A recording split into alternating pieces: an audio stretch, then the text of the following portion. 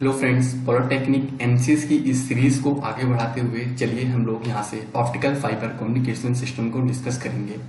तो आप लोग बिल्कुल यहाँ पर चिंता ना कीजिए, आपको ऑप्टिकल फाइबर कम्युनिकेशंस के बारे में जो क्वेश्चन पूछे जाते हैं वो मैं आपको यहाँ पर कराऊंगा।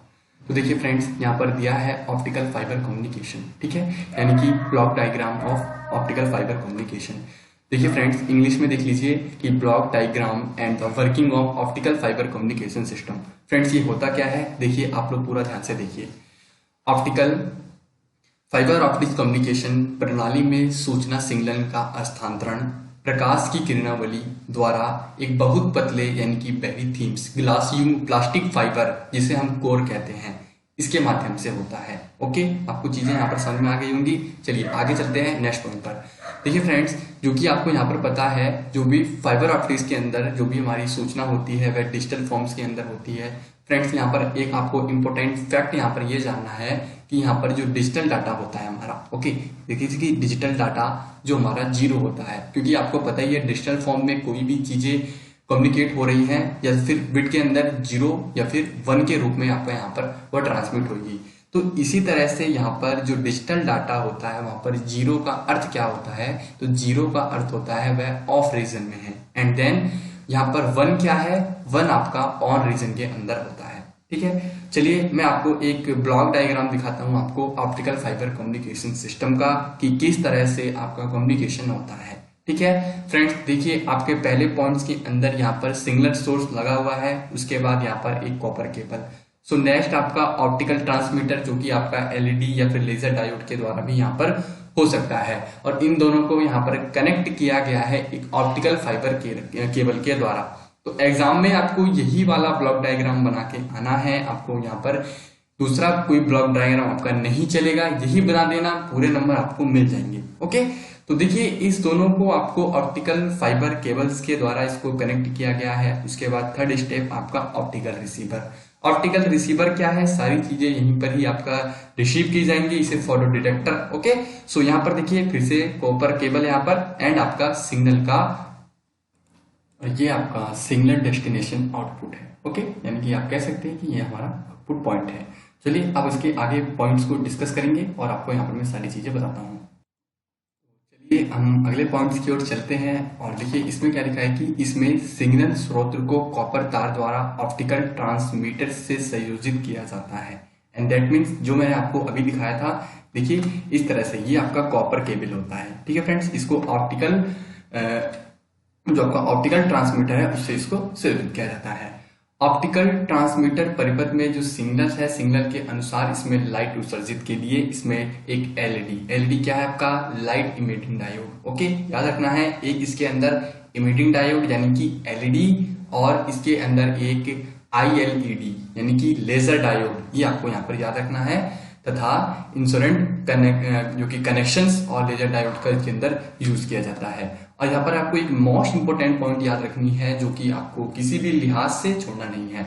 तो देखिए इसमें इंपोर्टेंट बात यह है जो आपका एम्पलीट्यूड मॉड्यूलेशन होता है, आपका फ्रीक्वेंसी मॉड्यूलेशन होता है, ये आपको हो सकता है, तो आपसे एग्जामिनर अगर पूछने की कोशिश करेगा तो आप इसको यहाँ पर बता देना कि आपका amplitude modulation and frequency modulation digital transmitter में कोई भी पद्धति फाइबर ऑप्टिक कम्युनिकेशंस के द्वारा ही प्रयोग की जाती है। ओके, याद रहेगा आपको, ये क्या है कि आपका AM, FM तथा डिजिटल ट्रांसमिशंस में कोई भी पद्धति फाइबर ऑप्टिक्स कम्युनिकेशंस के द्वारा की जाती है। आपको ये पॉइंट यहाँ पर आपको याद रखना है। ओके, सो नेक्स्ट कि परंतु जो हमारा डिजिटल ट्रांसमिटेंस अधिक कॉमन है, क्योंकि लाइट स्रोत ऑन तथा ऑफ करने पर सरलता से ये दो विभिन्न प्रकाश स्तर यहाँ पर प्राप्त किए जा सकते हैं। तो ये आपको यहाँ पर याद रखना है। और आपको पता ही है, बाकी जो हमारा डिजिटल सिग्नल्स होता है ये ऑप्टिकल फाइबर केबल के द्वारा ही ट्रांसमिट किए जाते हैं। ये आपको यहाँ पर एक इसकी इंपोर्टेंट फैक्ट कह लीजिए चाहे इंपोर्टेंट पॉइंट कह लीजिए, ये आपको हमेशा याद रहना चाहिए। ठीक है, इस समांतर डिजिटल सिग्नल्स ही ऑप्टिकल फाइबर केबल के द्वारा ट्रांसमिट किए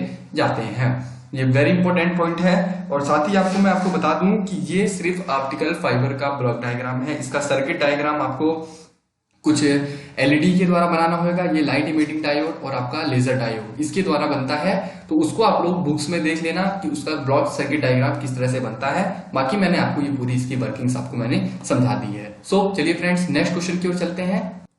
तो फ्रेंड्स हमारा नेक्स्ट क्वेश्चन है क्वेश्चन नंबर 2 कि structure of optical fibre. Friends और स्ट्रक्चर ऑफ ऑप्टिकल फाइबर क्या है, तो पहले मैं आपको ये इमेज इसकी समझाऊंगा, उसके बाद आपको इसकी थ्योरी बताऊंगा। तो फ्रेंड्स आपको ये इमेज आपको एग्जाम में बनानी है और मैं आपको इसको थोड़ा सा जूम करके दिखा देता हूँ। देखिए ये आपका ऑप्टिकल फाइबर स्ट्रक्चर की ये इमेज है, ठीक है। इसी तरह से आपको यहाँ पर इमेज को एग्जाम में बनानी है और ये वाला रीजन क्या है, इस रीजन को आप लोगों को मैं समझाऊंगा। देखिए फ्रेंड्स आपने कोर क्लैंडिंग ये आप लोगों ने सुना है, कोर क्लैंडिंग जैकेट्स जो तीनों पॉइंट्स होते हैं ये वही है, ये अंदर का मैटर है, ये भी आपको यहाँ पर समझना है। देखिए ये आपका जो अंदर का पॉइंट है ये वाला रीजन, बहुत ही ध्यान से सुनना, मैं आपको यहाँ पर समझाता हूँ। देखिए फ्रेंड्स आपके जो अंदर का ये रीजन है इसको हम लोग कोर बोलते हैं, ठीक है। क्या बोलते हैं, कोर बोलते हैं, ठीक है। अब इसके कोर के ऊपर एक जैकेट होती है, किसकी, वो होती है क्लैंडिंग की। तो क्लैंडिंग्स वाला जो एरिया है आपका, ये वाला एरिया आपका क्लैंडिंग का एरिया आएगा। दैट मीन्स आपको चीजें समझ में आ रही हैं। अभी मैं आपको ये भी बताऊंगा और साथ में ये भी बताऊंगा कि ये है क्या, ठीक है। तो देखिए कोर, क्लैंडिंग और उसके ऊपर एक जो लेयर होती है वो होती है जैकेट की। तो ये आपको तीनों पॉइंट यहाँ पर समझना है। इसके द्वारा जो इमेज यहाँ पर रिलेट कर रही है वो ये वाली इमेज कर रही है। तो चलिए मैं आपको इसको समझाता हूँ कि ये है क्या। पहले एक बार थ्योरी बताऊंगा, उसके बाद फिर से ऑप्टिकल फाइबर समझाऊंगा।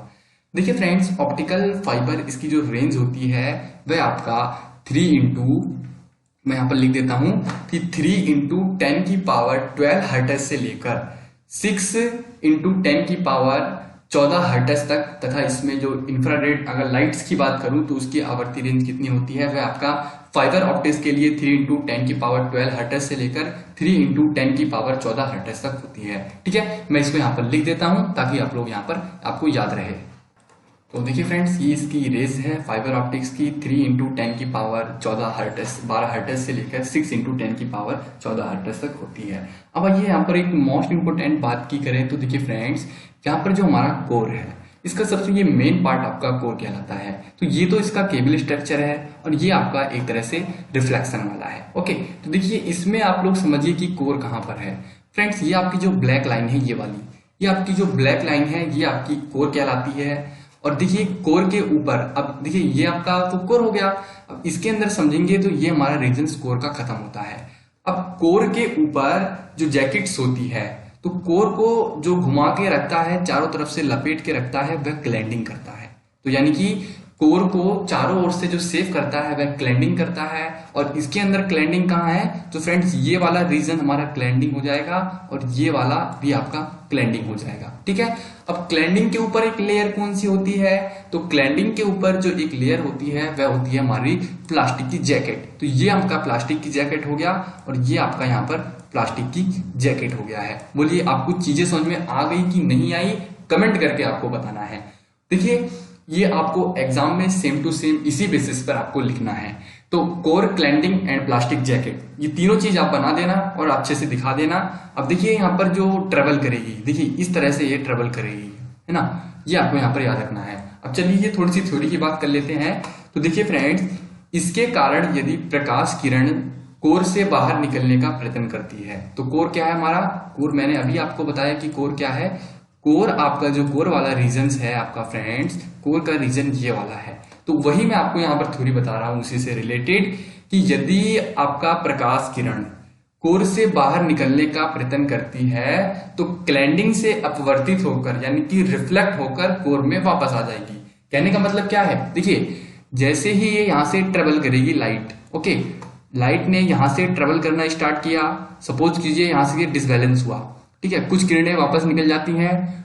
पूर्ण आंतरिक परावर्तन का मतलब क्या होता है, टोटल इंटरनल ऑफ रिफ्लेक्शन का मतलब क्या होता है, जब कोई प्रकाश किरण किसी एक माध्यम से होती हुई किसी दूसरे माध्यम में परिवर्तित होती है तो वह रिफ्लेक्शन के पश्चात आती या जाती हुई प्रतीत होती है। इस तरह से आपका होता है। तो देखिए जब ये यहाँ से ट्रेवल कर रही थी तो सपोज कीजिए ये कोर से निकलकर बाहर चली गई, ठीक है, यहाँ से ये किरण बाहर चली गई और एक रेंज सीधी चली गई। तो देखिए फ्रेंड्स जब ये आपका लाइट है आपका रिफ्लेक्ट होकर यहाँ से ये निकल जाती है तो यहाँ पर इसका रिफ्लेक्शन होएगा। जैसे ही इसका रिफ्लेक्शन होएगा ये टकराकर वापस से आकर इसी एरिया में मिल जाएगी, ओके। और वही रीजन यहाँ पर होएगा, यहाँ पर आएगी तो यहाँ रिफ्लेक्ट करेगी वापस जाएगी। तो ये आपको यहाँ पर समझ आना है। ये यहाँ पर कोर, क्लैंडिंग और जैकेट की छोटी सी कहानी है। तो वही यहाँ पर समझाया जा रहा है कि यदि किरण कोर से बाहर निकलने का प्रयत्न करती है तो वह क्लैंडिंग से अपवर्तित होकर कोर में वापस आ जाती है। ठीक है, इस प्रकार प्रकाश किरण कोर के एक सिरे से दूसरे सिरों तक आपका ये प्रोग्रेट करती रहती है। या ऑप्टिकल फाइबर केबल्स पर एक सुरक्षा जैकेट के द्वारा इसको बंद कर दिया जाता है और ये आपका जो जैकेट होता है इसको सुरक्षा प्रदान करता है। इसको बाहरी चीजें जैसे कि आपका मान लिया जाए एक येक की तरह काम करता है। जैसे कि मैकेनिकल टर्म्स के अंदर किसी मोटर्स के ऊपर एक येक लगा होता है, वह उसको सर्दी गर्मी ठंडी से बचाता है। उसी तरह से आप मान लीजिए कि ऑप्टिकल फाइबर के अंदर जो प्लास्टिक जैकेट लगी होती है, सबसे थर्ड पॉइंट वाला रीजन, वह उसको सुरक्षा प्रदान करता है। तो ये रही आपकी ऑप्टिकल फाइबर की एक छोटी सी कहानी, आपको ये लाइफ टाइम याद रखनी है। ओके, तो बताइए, और मैं इसके बारे में अगर आपको थोड़ा बहुत और बता दूंगा तो देखिए क्लैंडिंग क्या करता है। देखिए फ्रेंड्स, जो क्लैंडिंग होता है, क्लैंडिंग आपका कोर को यांत्रिक यानी कि मैकेनिकल शक्ति प्रदान करने के साथ साथ उसको वातावरण की सुरक्षा भी प्रदान करता है। इसमें आपको इतना और याद रखना है। और इसमें जो साइड से जो हमारी लाइट होती है उसको अंदर प्रवेश नहीं करने देती है। और ऑप्टिकल फाइबर की जो दीवारों पर प्रकाश पूर्ण आंतरिक परिवर्तन करता है। और जो फाइबर होता है, फाइबर केबल की लंबाई के अनुदिश जो टेढ़े मोड़े मार्ग पर भी प्रकाश फाइबर के अंदर ट्रेवल कर सकता है। कहने का मतलब कि अगर ये मान लीजिए कि आपका केबल्स है, ठीक है, ये आपका फाइबर ऑप्टिक्स केबल है और मैं सपोज कीजिए इसको ऐसे मोड़ते हुए लेकर आ रहा हूं, है ना, तो देखिए इस पर कोर के ऊपर इफेक्ट ना पड़े इसलिए यहाँ पर क्लैंडिंग लगा दी जाती है। तो क्लैंडिंग क्या करता है, इसको सीधा ट्रेवल करने के लिए बोल देता है। अब देखिए यहाँ पर सिर्फ क्लैंडिंग मुड़ेगा, कोर नहीं मुड़ेगा। कोर इसी तरह से इसके अंदर रहेगा, क्लैंडिंग मुड़ जाएगा, लेकिन उसको आपको जो प्रकाश है वह कोर के माध्यम से हमेशा यहाँ पर ट्रेवल करता रहेगा। तो फ्रेंड्स, कैसी लगी आपको वीडियो, आपको कमेंट करके बताना है और आपको कितना समझ में आया ये भी आपको कमेंट करके बताना है। तो फ्रेंड्स, अगर वीडियो अच्छा लगा हो तो अपने फ्रेंड्स के पास शेयर करेंगे और ज्यादा से ज्यादा शेयर करेंगे। और आप लोग किस टॉपिक्स पर वीडियो चाहते हैं वो आप मुझे कमेंट करके बताएंगे। और फ्रेंड्स, अभी तक आप हमारे टेलीग्राम चैनल पर नहीं जुड़े हैं तो टेलीग्राम चैनल पर जुड़ जाइए। आपको पॉलिटेक्निक स्टूडेंट्स के नाम से आपको मिल जाएगा, जाकर आप लोग वहां पर ऐड हो जाइए। और साथ ही साथ आप लोग किसी कॉम्पिटिशन्स की तैयारी करना चाहते हैं नॉन टेक्निकल को, तो आप हमारे टेलीग्राम चैनल 60G की ट्रिक को सब्सक्राइब कर सकते हैं और यूट्यूब पर भी आप हमारे साथ पढ़ सकते हैं। तो चलिए friends, thank you for watching this video और तब तक के लिए बाय बाय, टेक केयर।